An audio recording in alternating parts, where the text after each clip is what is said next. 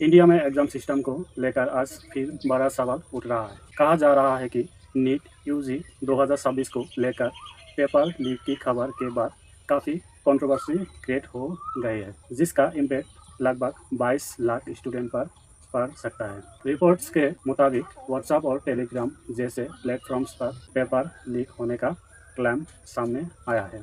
हर साल लाखों student doctor बनने के सपने के साथ इस एग्ज़ाम में अपीयर होते हैं।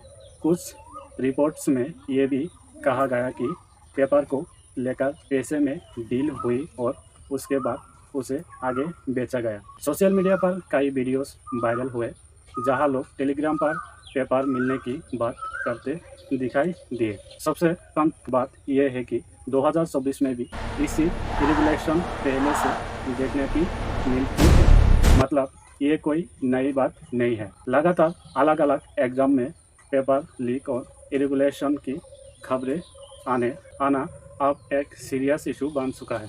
कोई लोग इसे सिस्टम की बड़ी वीकनेस मानते हैं।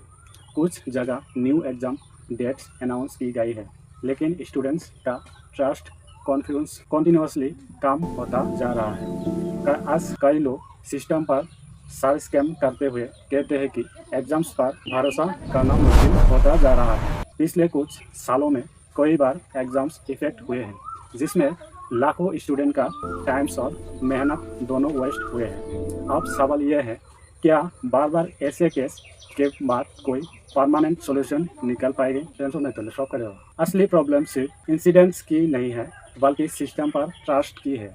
हर बार डिस्कशन होता है, लेकिन ग्राउंड लेवल पर सेंस बहुत कम दिखता है।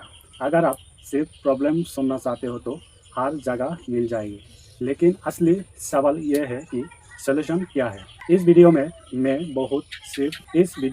हम सिर्फ इश्यूज नहीं बल्कि उनके पॉसिबल सॉल्यूशन पर भी बात करेंगे।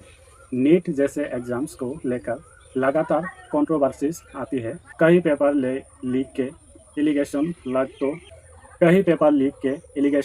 लगे तो कहीं इरेगुलेशन की इन्वेस्टिगेशन हुए। इस वजह से स्टूडेंट्स पर मेंटल प्रेशर काफ़ी बढ़ जाता है। जो स्टूडेंट्स साल भर मेहनत करते हैं, उनके लिए ये सिचुएशन बहुत डिमोटिवेशन करने वाली होती है। रिपोर्ट्स के अकॉर्डिंग कुछ केस में पेपर लीक का नेटवर्क कोई लेवल पर फैला हुआ होता है। कहीं से इंफॉर्मेशन निकलकर अलग अलग लोगों तक पहुंचती है और फिर आगे सेल होती है। ऐसी चीज़ें व्हाट्सएप और टेलीग्राम जैसे प्लेटफॉर्म के थ्रू और भी फास्ट स्पीड होती है। कई बार इन्वेस्टिगेशन एजेंसीज तक पहुंचने के बाद ही पूरा केस एक्सपोज होता है। ऐसे केस का सबसे बड़ा इम्पैक्ट स्टूडेंट के ट्रस्ट पर पड़ते हैं।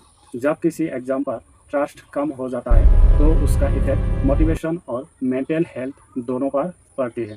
पर री एग्ज़ाम या पोस्टपोन से स्टूडेंट की प्रिपरेशन भी डिस्टर्ब होती है। अब सबसे बड़ा सवाल यह है कि इम्प्रूवमेंट कैसे की जाए।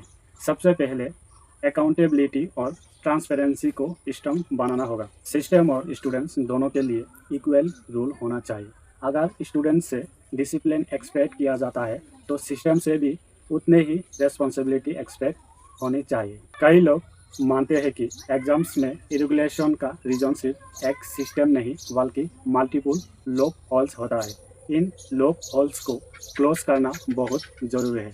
अगर इम्प्रूवमेंट नहीं हुई तो ट्रस्ट और भी वीक हो सकता है। दुनिया के कई कंट्रीज में लार्ज स्केल एग्जाम्स बहुत स्ट्रिक्ट सिक्योरिटी के साथ कंडक्ट किया जाता है। कहीं एआई मॉनिटरिंग होती है, कहीं एडवांस्ड सर्वेलेंस सिस्टम यूज होता है। उनके हिसाब से एक ही गोल होना है, एग्जाम की इंटेग्रिटी को कम्प्लीटली प्रोटेक्ट करना। आज के टाइम में कंप्यूटर बेसिक टेस्टिंग को ज़्यादा सिक्योर माना जाता है, क्योंकि इसमें पेपर हैंडलिंग और फिजिकल ट्रांसपोर्ट का रिस्क कम हो जाता है। लेकिन इसके लिए स्ट्रॉन्ग इन और प्रॉपर प्लानिंग जरूरी है। और इम्पोर्टेंट इश्यूज ये है कि सोसाइटी में एजुकेशन को लेकर बहुत ज़्यादा प्रेशर बन चुका है। हर कोई चाहता है कि बेचारा टॉप रैंक लाए, लेकिन उसके पीछे का स्ट्रेस इग्नोर हो जाता है। ये प्रेशर कई बार सिस्टम से ज़्यादा सोसाइटी और एक्सपेक्टेशन से आता है। अगर कंट्री को आगे ले जाना है तो एजुकेशन सिस्टम को स्ट्रॉन्ग बनाना होगा। इंफ्रास्ट्रक्चर इंफ्रास्ट्रक्चर, फायरनेस और ट्रांसपेरेंसी, ये तीनों पर काम करना होगा, तभी लाखों स्टूडेंट का ट्रस्ट वापस आ सकता है।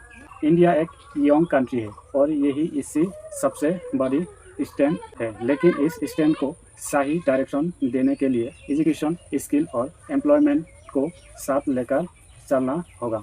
आज सबसे बड़ा सवाल यह है कि कोई हमारा एजुकेशन सिस्टम उस लेवल पर है जहाँ से कंट्री का फ्यूचर सेफ हो सके। अगर नहीं तो रिफॉर्म की ज़रूरत और भी ज़्यादा हो जाता है। आखिर में बात यही है कि कॉम्पिटिटिव एग्जाम्स तभी मीनिंगफुल होंगे जब वो सच में फेयर और ट्रांसपेरेंट होगा। स्टूडेंट की मेहनत का रेस्पेक्ट तभी होगा जब सिस्टम भी उतना ही स्ट्रॉन्ग और ऑनेस्ट होगा। लगती है तो इस वीडियो